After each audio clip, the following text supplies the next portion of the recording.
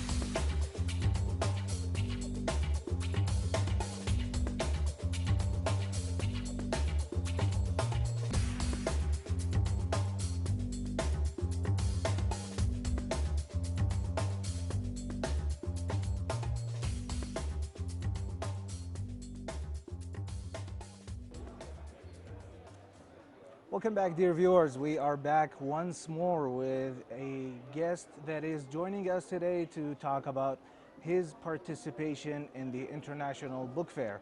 Hello. Hi. How you doing? Good. Kindly introduce yourself and your participation. Mohammed Al-Kout. I'm part of the EXPO 965 team. Over here we have let's say, the new generation of craftsmen. Okay. We use the 3D printing and the laser engraving. Is this 3D printed, the cup right here? All of these things are All 3D of these printed. things are 3D printed, okay. Some of them are colored from the printer. Okay. Others are handmade. Okay. I see a statue right here. It's beautifully colored with both, let's say, gold and purple. Gold and purple. Yeah, yes. very good color combination. And I see a very nostalgic piece right here. Yes. This is the one that caught my eye. Yeah. A lot of our viewers are going to feel, That's they're gonna nicer. remember, yes, they're going to remember their childhood for sure. Of course. And I do love the color schematics. Now, they have to come out the printer looking like this, correct? Yes, this one Okay. comes out of the printer with two colors. Okay. We use different kinds of filaments. Okay. Some of them are single color and we color them by hand. Okay. Others come like, you can color them by stages. I do see your colleague right here. He is coloring a della, I believe, Yes. correct? Yes. We try here to integrate the heritage with the new technology. Absolutely, So it is. We produce the della, the mubkhar, marash here. Yes, this one is for rose water, I believe. Yeah. It is very familiar for the Kuwaiti Yes. household. Yes. When guests come over and they get a little bit of rose water Rose sprayed in water, their yes. hands. And this one is for bukhur. Yes, the absolutely. A incense burner. Incense burner, yes. Absolutely. It We is call very it beautifully mubkhar. made. It also has the aesthetics of a traditional looking one Yes, that we're this used one to. was designed by the team here from an actual model. Okay. So we designed it from scratch. So it was modeled off of a real one, and then Yes. it was made off of that model. Yeah. Okay. Typically, how long does this process take? Designing takes a long time. Okay. But the printing itself depends on the model. On the Some piece? take like from 1 hour to 2 hours. Others could take around 1 day maybe, Okay, wow. depending on the size of the project. Interesting. So it could take anywhere from a short period of time to a whole day. It is yeah. very time consuming. Yes. It is definitely a unique booth that you have here. Can you tell me How have you seen people's reaction to your booth? Oh, people are very interested to see how we create these things. Some of them think this is made of clay, but Okay. because of the colors and materials we use.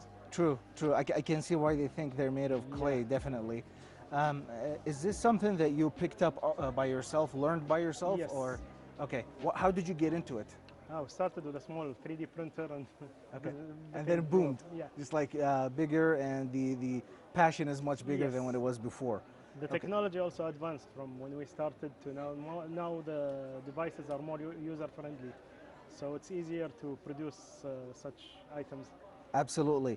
And in terms of participating in the International Book Fair, what are some of the goals that you're trying to achieve with your participation? We're trying to educate the people about how to use the 3D printers and how easy it is to have it at home and start producing such items.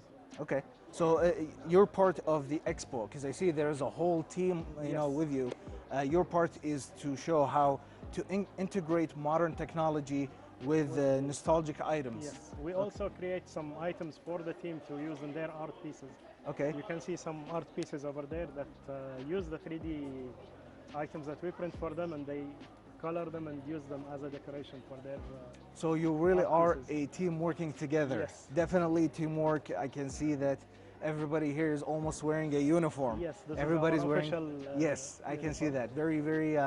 It's not modernly wear right now, right? No. Yeah, that's like from the older times, Yes. from our great grandparents. Grandparents, yes. Yes, This absolutely. is our trademark in the team. All It of is. them. I noticed. Everybody's wearing the same. Yes. It's almost like your uniform. Now, one more thing I'd like to ask you is, I noticed that you have this cube. I'm assuming it's the engraver. Is that Yes, correct? That's the laser engraver. We use it to engrave items such as leather, wood, and stone, or plastics also. Okay. Over here we have a demonstration. We can show you. So this is, I'm sorry to cut you off. This is all engraved. This is all engraved by Okay. laser, yes. So it scratches the surface of it and creates a pattern. For the plastic, it changes the color of the Okay. surface. Definitely. And you were saying, yes, please Yeah, continue. we can show you a demonstration here. On Please, one please. of the I am very items. eager to see how it's engraving right now. And I'm assuming from how it looks, I know it's not finished, but it looks like Kuwait TV's logo. Yes. Very nice gesture of you. It is very beautiful. I can see that it's very fast. It is, of course, much faster than the ones I remember using myself. I have a bit of a Yes. hobby as well. Can I see that? Just as I told you, the technology KTV is too. advancing, Okay. yes. See that, dear viewers? This is a specially made for Kuwait TV, the second channel, the one in English. It is a beautiful piece. Is this supposed to be a cup coaster? This is a cup coaster. Yes. Okay, definitely. And I noticed that you engrave on wood as well. Wood. Yeah, very Also, beautiful. We have these vinyl. Oh, it is a records. little vinyl record. Yeah. For the famous singer, Kulthum. So with this small cube, we can do engraving on many kinds of materials. Absolutely. And I noticed, if you don't mind there, I'm going to grab this one. Yes. Dear viewers, as it's shown right here, the difference between the two, this one is more of a surface etch and sketch type Yes. engraving. It doesn't really go deeper than the surface. This one is much deeper, as it engraves deeper into the wood, so it looks, the font pops more and it looks much better. Yeah, they use different kinds of laser power. This Okay. one uses the 1064. This Okay. one uses the 450. So the settings are different. It's two different kinds Okay. of lasers in one machine. It's stronger on this one, Yes. much lighter on this Much one. lighter on this one. Okay. Well, definitely a. I don't want to mess up your booth here. Okay. A little bit clumsy, am I? Sorry about that.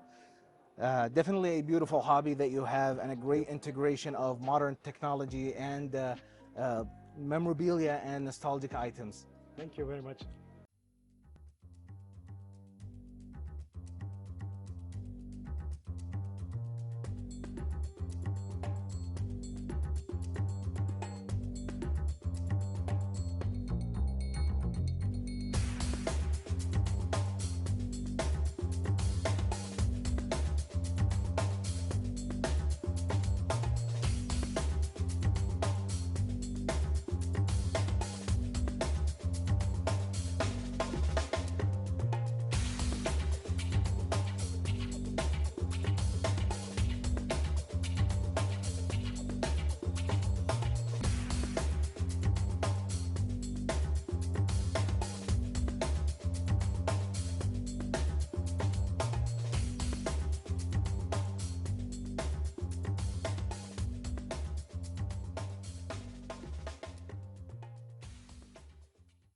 Welcome back, dear viewers. We are back once more, and I am joined with a special guest, another member of the 965 Expo. Kindly introduce yourself. Thank you very much, Abdulaziz. My name is Professor Ali Saleh Al-Najada. I'm a hand weaver and a loom designer. Okay. This is one of my inventions that I use it now for weaving on it, yeah. And I'm trying to come up with another version of, let's say, Sado weaving. And this loom also helps me to do that. It facilitates the operation, so to speak. Exactly. Absolutely. Can you talk to me a little bit of how it works, how it facilitates that for you? Well, the way it works now, I mean, this is now about 21 centimeters in width. This is going to be a small bag that I will be using. You know, definitely what I'm going to do, this is not all of it one bag. It's going to be cut into smaller pieces, maybe 60 centimeter in length. And then I kind of fold it and then sew it and make it as a bag. Make a pouch and then turns into a bag. Exactly. And the way it works, I don't have a lot of space, let's say at home or even here to practice. So what I have done, I made this kind of zigzag way of goes like this. To extend the length of the warps, and that helps me to get a longer piece. So in a small piece of in a small piece of area. Absolutely. It seems like you've, so to speak, compacted the work area, the work surface into a zigzag pattern that facilitates you working in smaller areas. Exactly. Definitely a beautiful invention, a great way to modernize the weaving activity. And it's also a portable loom. By the way, I have a little bit smaller loom that fits in a traveler luggage, the big suit. And I took it with me to Egypt 3 times as I participated in different exhibitions. The nice thing about this loom, it's very mobile. As you see, I work at home and I bring it here, and if I would like to take it to, say, to the Gulf Beach, I can take it with me, have a seat and start weaving and enjoy the scenery. Absolutely. Beautiful scenery. Exactly. A compact and easy to use looming machine, so to speak. Yes. And I'm sure you're going to be producing lots of beautiful pouches, lots of beautiful products like the one you're working on right now. I can't help but notice you have different colors behind you. Yes. This is also your work as well, correct? Exactly. Exactly, the 3 pieces, yeah. Absolutely. And I'm using also the Sado patterns. Sado pattern, For example, this is called, this one. Yes. This one is called ribs. This is one line colored and the other one in blue, solid.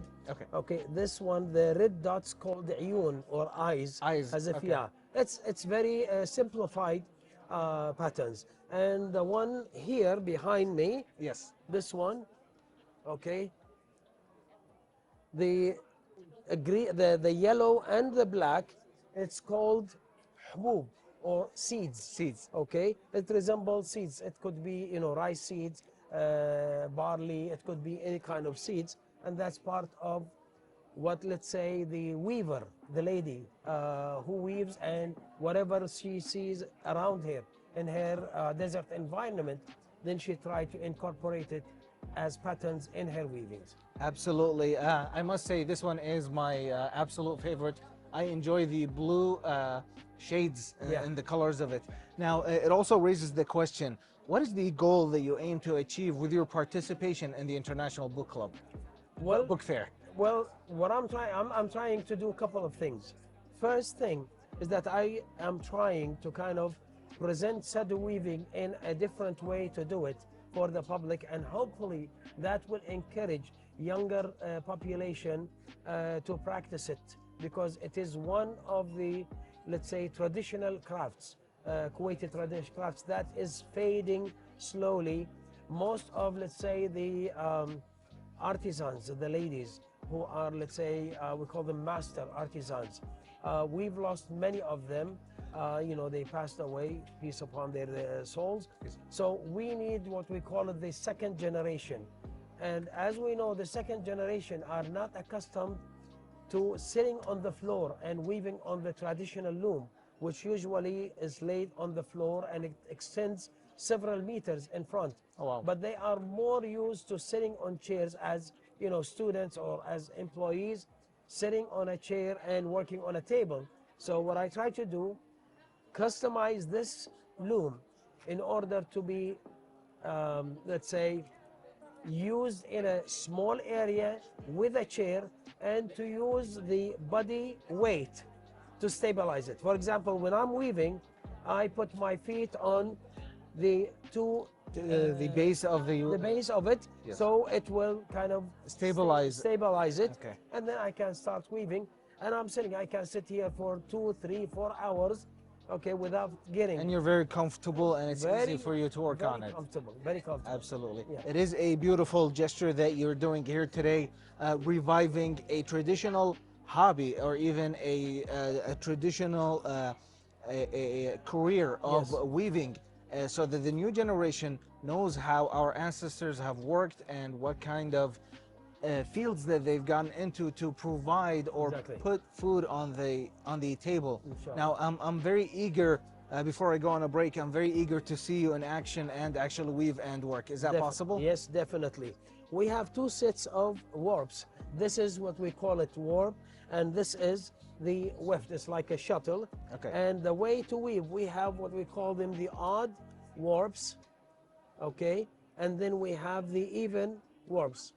And the odd warps go up this way. Okay. The even ones, they go this way. So it's odd and even in count. Yes, in counts, yes. Okay. So we say 1, 2, 3, 4, 5.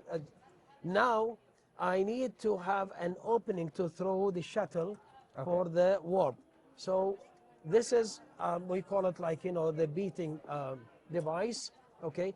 I raise the ones that are at the bottom.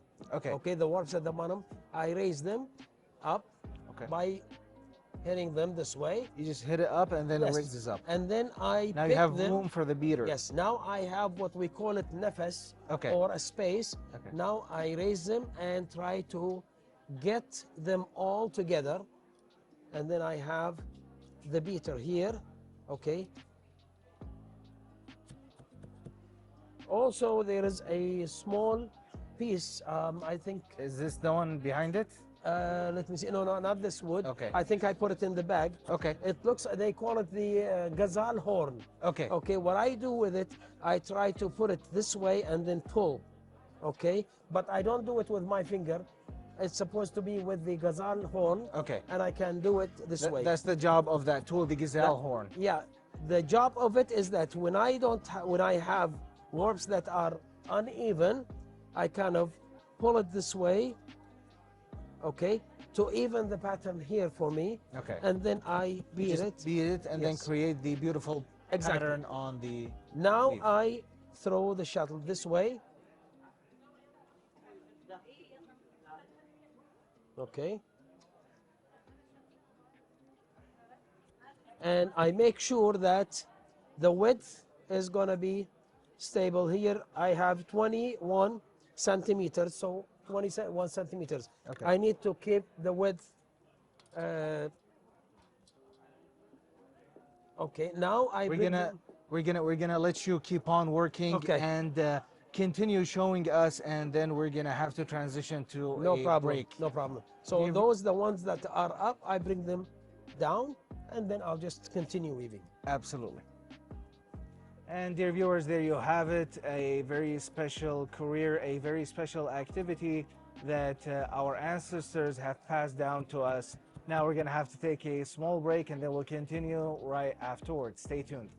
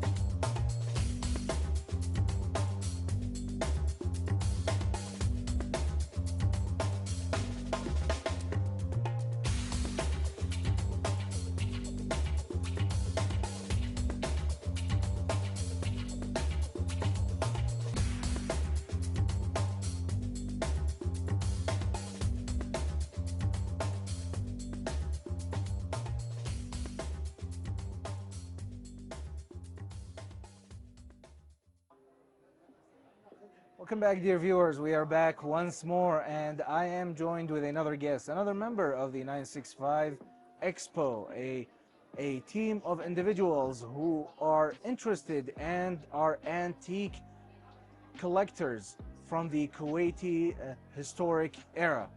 Hello, kindly introduce yourself. Hi, how are you? I'm good. I am engineer Ahmed Hamoud Al Abbasi. I am a woodman craft. I am working on the wood carving, and the architect tools, working on all the, in general, and specialized for the woodworking, the architect. You know, I noticed that you have a lot of wood-crafted items here on your table. Can you talk to me about it and explain to me what's exactly going on here? Because it's very eye-catching. Yes. First, this is my hobby, okay? I am at the beginning, I am aviation engineer. I'm working in the airport. Two different worlds. Exactly. Suddenly, I fall in love with the woods. And now, I start working on all kinds of the natural wood. Okay. And I start carving it. Okay. For example, I am taking the piece of wood. And this is your family name. Exactly. Al-Abbasi. Al-Abbasi. Yes. I'm taking only a rigid piece of wood. Okay. I take it to the saw, to the circular saw, and I start carving it. And at the end, I am making from the rigid wood to the piece of art. Okay. Remaining forever, because this is natural wood. This is a teak wood. It will be lifetime. It can definitely withstand the test of time. You know, definitely a lot of beautiful items here. It seems like you've put your heart and your soul into making these items. Exactly. It raises the question, what is your message through your participation in the International Book Fair this year? Look, for this event, for this huge event, I am advising all the people to come and to visit this event, because you will not see it later. You can read it by book, but when you are looking to your bare eyes and you touch it in your hand, you will not forget it. But when you are reading only in the books, sure you will forget. We have here many things for the history of our country, Kuwait, and many names, many collection, and they are very, very old, very ancient. So I advise all of them to come and to visit. This is the huge event. It will not happen again. Only it's an once annual a year. event, once Exactly. a year. So definitely take advantage of this opportunity. Come, feel, live the International Book Fair, and actually enjoy the moment, because it is a once-in-a-year opportunity to come and enjoy it. Mr. Ahmed, thank you so much for joining us today. Most welcome, and thank you so much for you. Absolutely.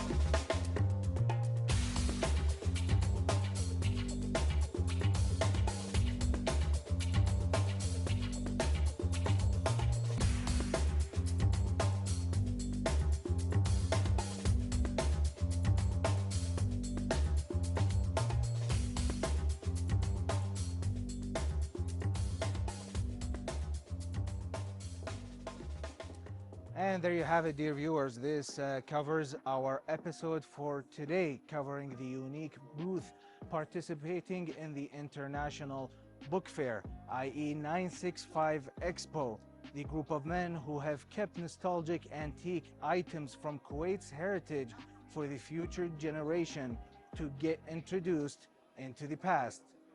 This has been In Kuwait, where we cover the places that matter the most in our beautiful country. Until next time, bye-bye for now.